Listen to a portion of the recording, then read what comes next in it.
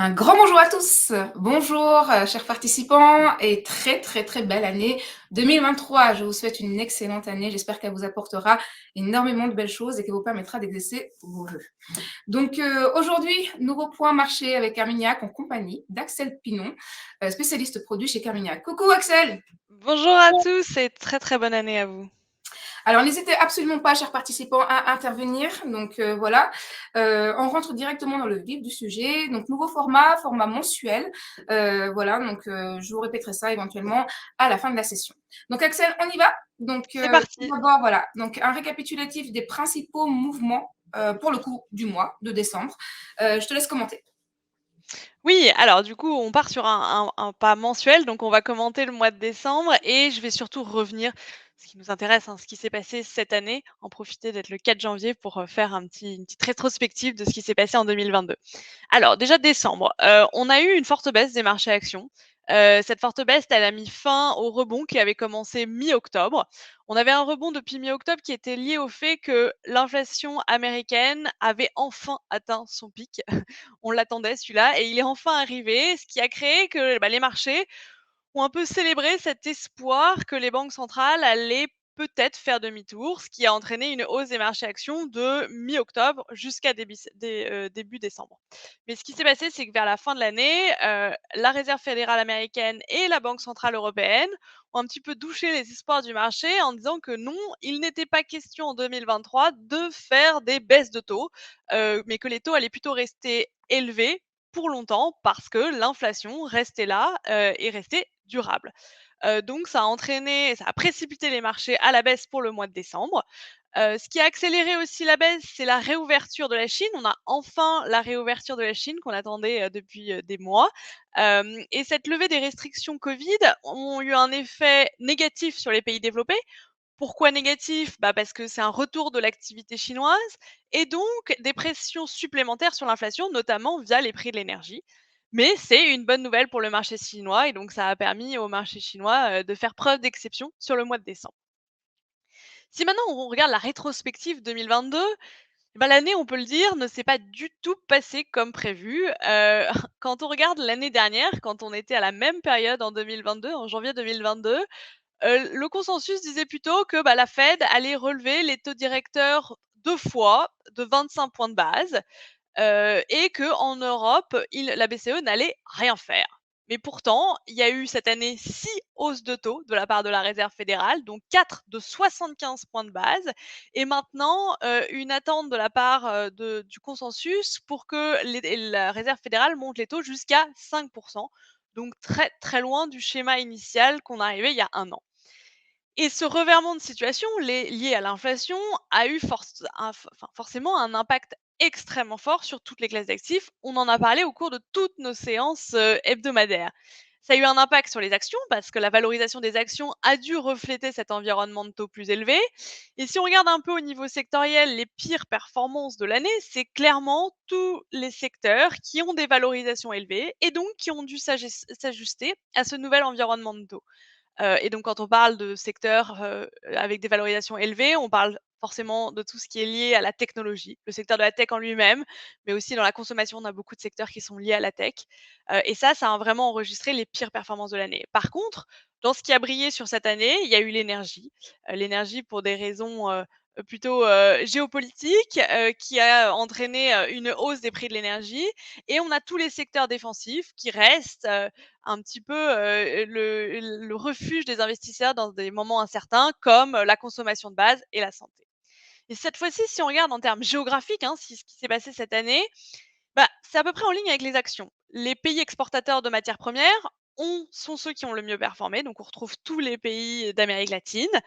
On a eu une surperformance de l'Europe, en 2022, ce qui est plutôt rare, on n'a pas été habitué sur les 10 dernières années, mais l'Europe a bénéficié par rapport aux États-Unis, d'une devise, qui s'est affaiblie, donc positif pour les exportateurs et dans la structure des indices, on avait fait une minute pédagogique là-dessus, une forte pondération des valeurs cycliques, au détriment des États-Unis qui, eux, ont une forte pondération des valeurs de technologie.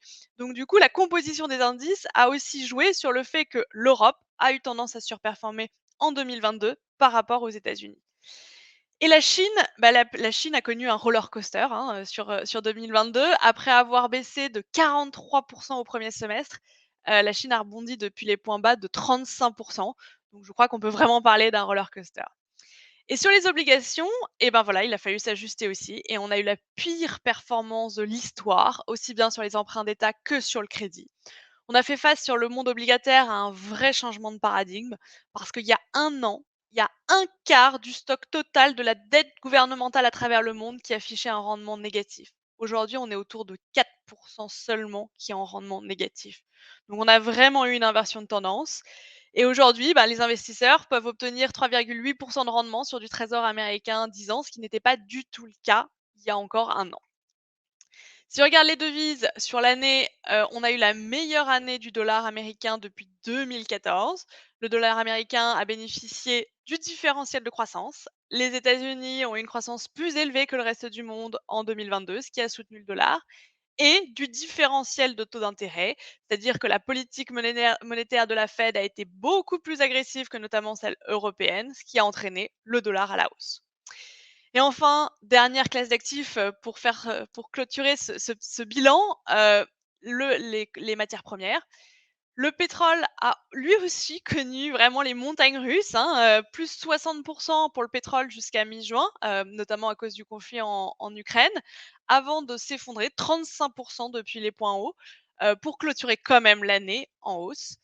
Donc hausse du pétrole, mais l'or qu'on aurait pu attendre comme vraiment refuge de la part des investisseurs, on le sait, notamment quand il y a un conflit géopolitique, les investisseurs ont tendance à se ruer vers l'or. Mais ça ne s'est pas passé sur cette année. L'or est resté, neutre, parce que ce qu'il faut prendre en compte, c'est que l'or a une corrélation inverse avec ce qu'on appelle les taux réels qui, eux, ont monté. Les taux réels, je le rappelle, c'est taux nominaux moins l'inflation et le cours de l'or est inversement corrélé au taux réel et donc c'est ça qui a plus influé que, le conflit géopolitique. Entendu, Axel. Donc, en fait, une année, globalement en tout cas, de forte volatilité. Et il fallait relativement s'accrocher, justement, donc, tout au long de l'année. Pour le coup, tu voulais également revenir sur le mouvement de l'année, et notamment concernant justement donc, les classes d'actifs américaines, actions vs obligations. Oui, ce que je trouvais très intéressant dans ce graphique que j'ai trouvé, c'est qu'on voit le retournement historique qu'on a eu concernant la règle de diversification de base. Le principe, le b.a.-ba de l'investissement, c'est la diversification et on dit généralement, on parle d'un portefeuille 60-40 qui veut dire qu'il faut 60 d'actions et 40 d'obligations pour s'en sortir à peu près dans tous les environnements de marché. Mais ce qu'on voit, c'est que ce fameux portefeuille, 60 actions, 40 obligations, a fait sa pire année depuis 1931. Donc on parle de retournement historique parce qu'en fait, ce qui s'est passé, c'est qu'avec les 13 ans d'intervention de banque centrale, ça a entraîné une baisse significative des taux d'intérêt qui a permis aux actions et aux obligations de bien se comporter et donc à ce fameux portefeuille diversifié de très bien se comporter pendant les, 10-15 dernières années. Mais le retour de l'inflation, l'inversion des politiques monétaires a été, on l'a vu, dévastateur, aussi bien pour les actions et les obligations, et donc pour les fonds diversifiés. Heu, Ce qu'il faut se rappeler, c'est qu'on vient aussi d'un environnement qui est extrême, avec des niveaux de valorisation aussi bien sur les actions que sur les obligations qui est extrême. Mais ce qui nous intéresse maintenant, c'est est-ce que cette règle de diversification de base est morte ou est-ce que ça reste toujours intéressant pour un investisseur? Ça va rester toujours intéressant pour un investisseur. Parce que même si le profil de corrélation va être différent, la volatilité va clairement être plus élevée à l'avenir que celle qu'on a connue sur les 15 dernières années, parce qu'on n'a plus ces banques centrales qui sont là derrière nous et on a cette inflation qui va rester. Mais les actions et les obligations restent des éléments extrêmement importants qui jouent des rôles différents dans un portefeuille. Les actions, c'est vraiment la classe d'actifs reine qui permet de profiter de la croissance de l'économie, tandis que les marchés obligataires, eux, ont plutôt un rôle d'amortisseur quand c'est nécessaire s'il y a des déceptions sur la croissance économique. Donc, vraiment un rôle complémentaire. Mais comme je le disais, cette corrélation, elle sera plus volatile, moins stable, donc il va falloir diversifier son portefeuille, diversifier à travers les styles d'investissement, diversifier à travers les classes d'actifs et les sous-classes d'actifs, diversifier à travers les facteurs. Il va falloir être plus flexible, une gestion plus active Et j'en parlerai à la fin, mais typiquement un fonds comme Carmignac Patrimoine Europe a tous les outils à disposition pour si jamais on a cette corrélation, qui finit par se réinverser, bah, voilà, être pas exposé aux actions, être négatif sur les taux d'intérêt et donc ne pas trop souffrir de ces, volatilités sur la corrélation. Alors, tu as voulu également justement donc, concernant, le message de l'année, insister sur le fait que même si 2023 risque d'être une année, un peu tourmentée, pour autant justement donc, il y aura des opportunités éventuellement à saisir.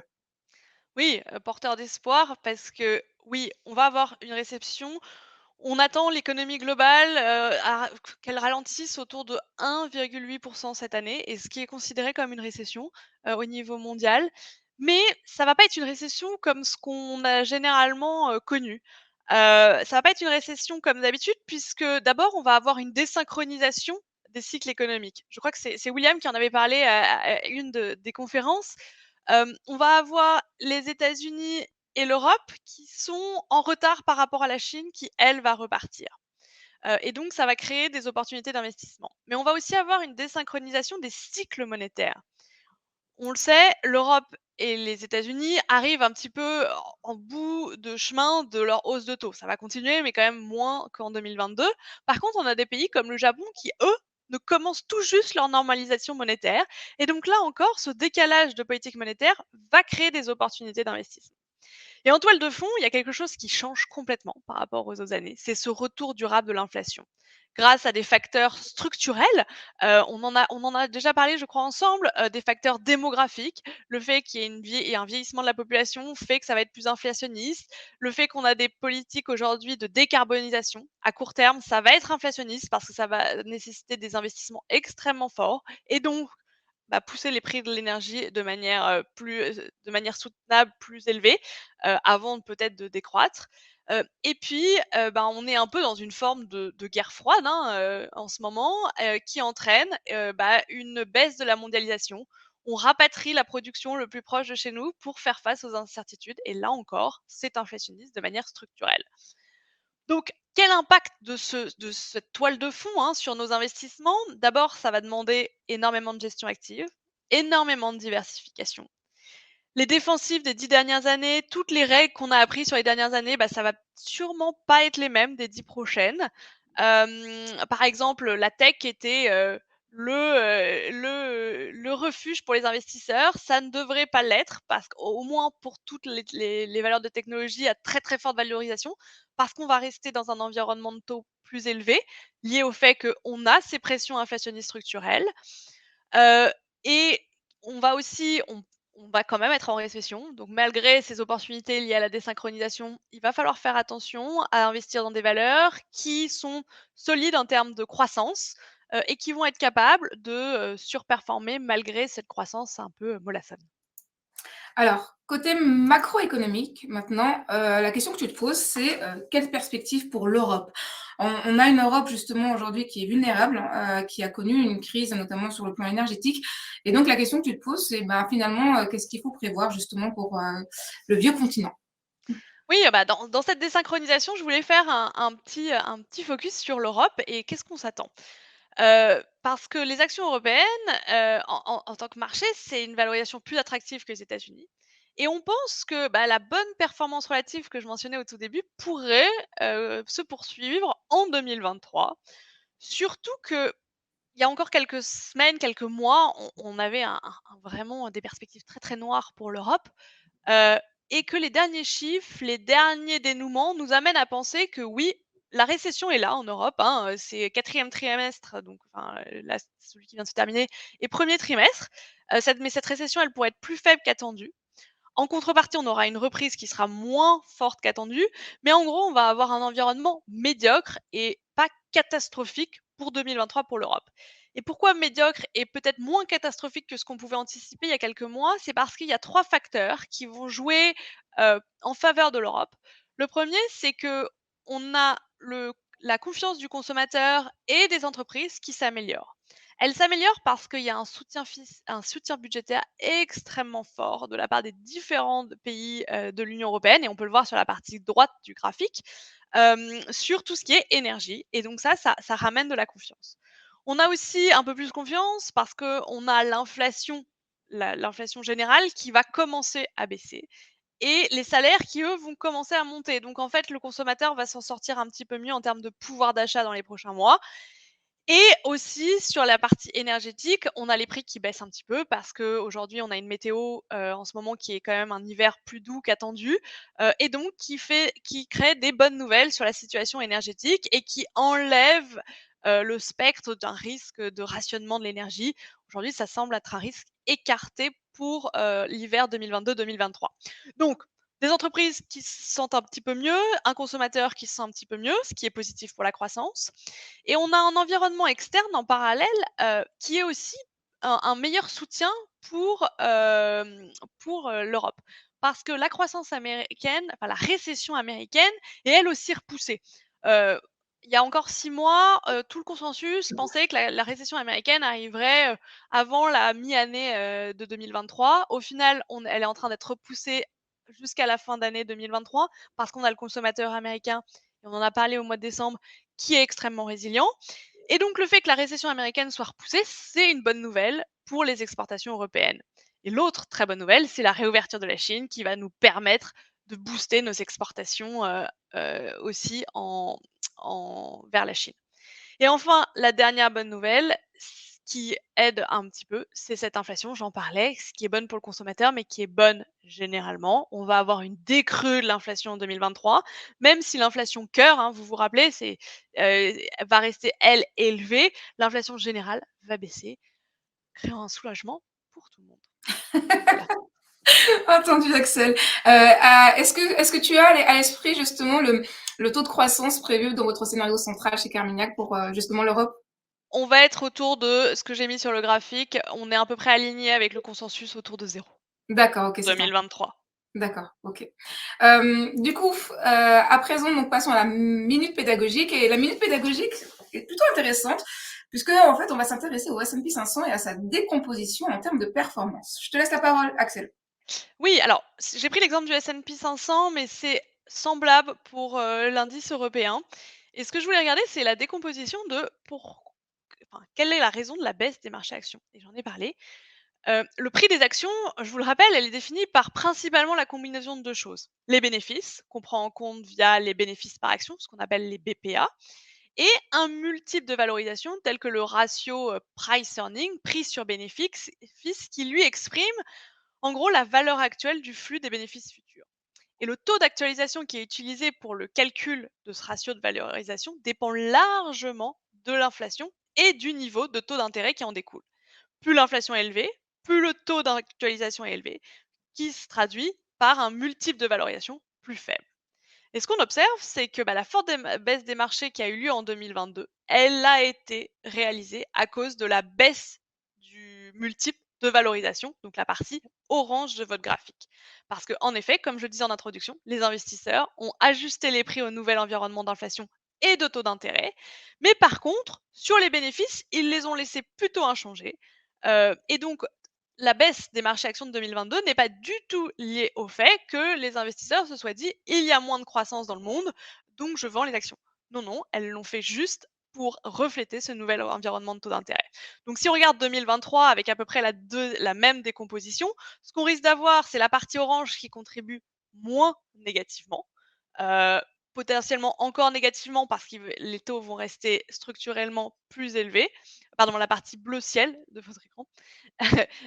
Et par contre, sur la partie bénéfice, BPA, elle devrait contribuer négativement parce qu'on approche des niveaux de récession et donc ça va peser sur les actions. Ok, Axel. Passons maintenant justement donc à la microéconomie. Et la microéconomie, en fait, va concerner aujourd'hui donc l'obligataire, la vengeance de l'obligataire. Donc, on a parlé justement donc de hausse de taux. Et aujourd'hui, avec des rendements très intéressants sur l'ensemble des composantes, justement, donc du segment obligataire, on se dit qu'il y a justement de quoi faire. Exactement, oui. Je parle de vengeance de l'obligataire parce que comme on l'a vu, la classe d'actifs, elle a énormément corrigé. Et maintenant, l'investisseur est plutôt bien rémunéré au regard du risque qu'il prend. Par contre, pour les actions, j'en parlais dans la décomposition, hein, le panorama pour 2023 est un petit peu plus contrasté parce qu'il y a des réels risques de baisse. Oui, la valorisation des actions, on l'a vu, a beaucoup baissé depuis le début de l'année, Mais ça ne veut pas dire aujourd'hui qu'en absolu, elles sont bon marché. On est plutôt dans les moyennes des 10 dernières années et les moyennes des 10 dernières années, elles sont, il y a une distorsion à cause des politiques monétaires.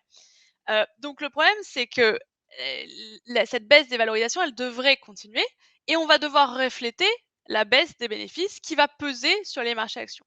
Et l'autre problème, c'est qu'aujourd'hui, ben, un investisseur qui a le choix entre toutes les classes d'actifs va être de plus en plus tenté d'investir dans des emprunts d'État ou dans le marché du crédit qui offre maintenant une alternative extrêmement intéressante aux actions. Sur les dernières années, quand on achetait des obligations allemandes, on devait payer l'Allemagne pour acheter de l'obligation allemande puisqu'on avait un taux de rendement qui Négatif. était négatif. Mmh. Aujourd'hui, ce changement de paradigme a complètement changé et donc les investisseurs vont tendance à vouloir prêter soit à des entreprises, soit à des États pour avoir des rendements similaires, voire supérieurs à celui des actions, avec moins de risques. Et donc on va avoir des flux qui risquent de passer des marchés actions vers les marchés obligataires. Et là, je trouve qu'on illustre très très bien hein, sur le graphique, sur l'écran. En fait, on compare souvent le taux de rendement rien qu'au taux de dividende. Et ce qu'on voit, c'est qu'il y a de moins en moins d'entreprises qui ont un taux de dividende supérieur au taux de rendement qu'elles peuvent avoir avec une obligation. Et donc, ça va entraîner des flux vers la classe d'actifs obligataires au détriment des actions, ce qui va certainement créer un petit peu de tension sur le marché des actions. Enfin, donc, continuons justement donc, sur notre lancée concernant les idées d'investissement. L'idée, c'était justement donc aujourd'hui de faire un focus sur Carmignac Portfolio Patrimoine Europe et notamment sur les moteurs de performance 2023 autour de ce fonds. Oui, ça me permettait de vous présenter un peu notre stratégie sur les différentes classes d'actifs, puisque Patrimoine Europe, vous le savez, est investi, on en a parlé plusieurs fois, jusqu'à 50 en actions et au minimum à 50 en obligations.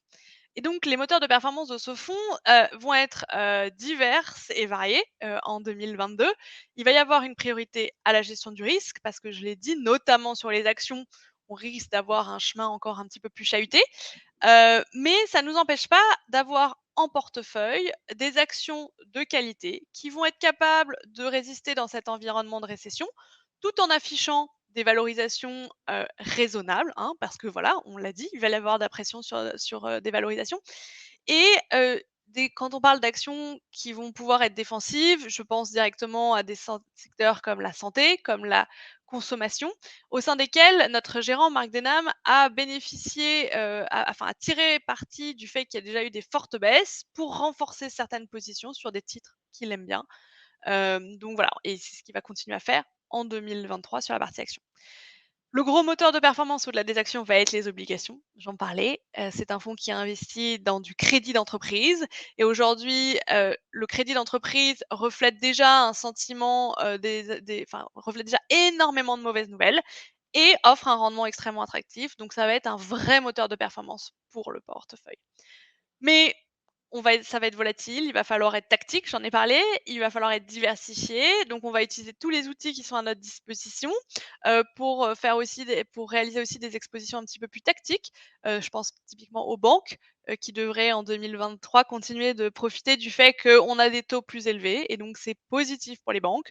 Donc par exemple, via des indices, on va pouvoir s'exposer plus tactiquement à la classe d'actifs des banques européennes ou d'autres mouvements, à cette image-là pour, 2023.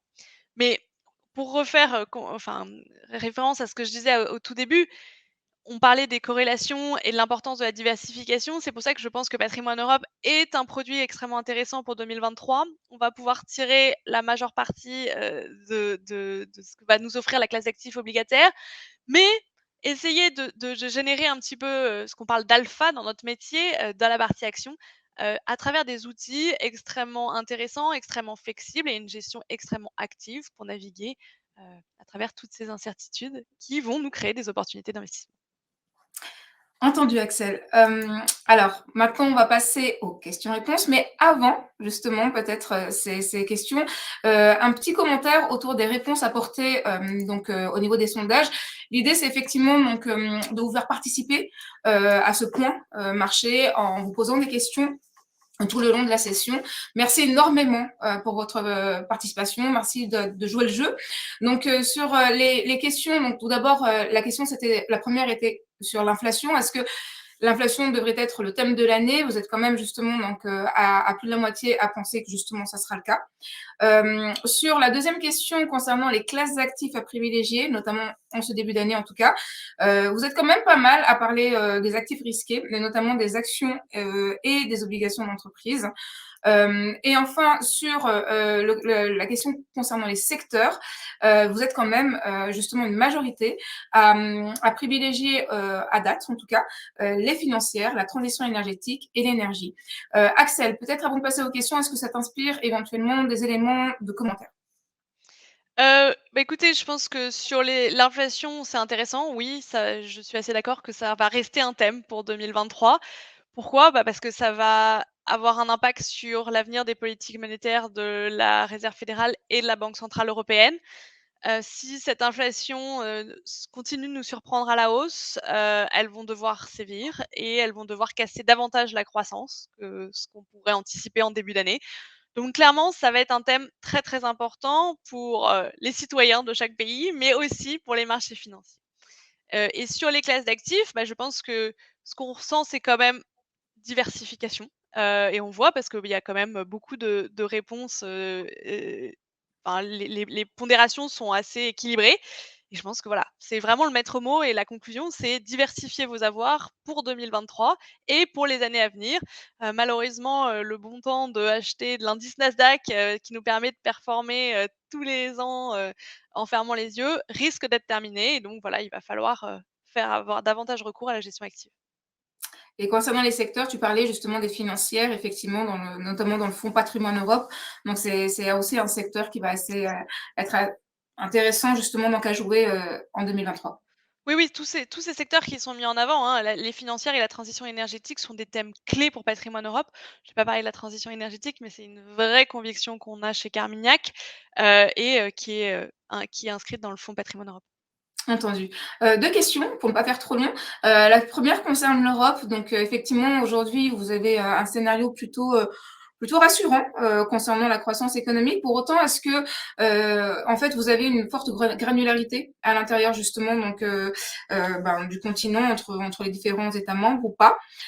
Donc, est-ce que entre justement, entre guillemets, ceux qui vraiment s'en sortiront et ceux qui devraient être particulièrement impactés, ou est-ce qu'on a plutôt un équilibre du coup? Et quid justement de la crise souveraine éventuellement? Est-ce que ça aussi, c'est loin derrière nous et pour l'instant, on n'y pense absolument pas?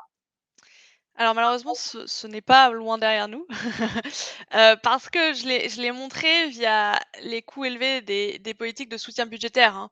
Ça a été positif à court terme, ça permet de soutenir le sentiment du consommateur, des entreprises. Le problème, c'est qu'il y a un moment où il va falloir payer cette facture énergétique. Ça sera plus facile pour des pays comme l'Allemagne, plus compliqué pour des pays comme l'Italie, surtout quand ça arrive en parallèle d'une banque centrale européenne qui, elle, doit remonter ses taux parce qu'elle doit lutter contre cette inflation. Donc clairement, la thématique de la dette souveraine va rester là. Et ça va être le grand défi de la Banque centrale européenne pour 2023. Est-ce qu'elle va et c'est la question, hein, on en a déjà évoqué plusieurs fois, jusqu'où est-ce qu'elle va pouvoir mener sa politique monétaire restrictive là où elle le souhaite? En tout cas, là où c'est nécessaire pour l'inflation ou est-ce qu'elle va devoir s'arrêter à mi-chemin parce que, on a des problèmes, budgétaires?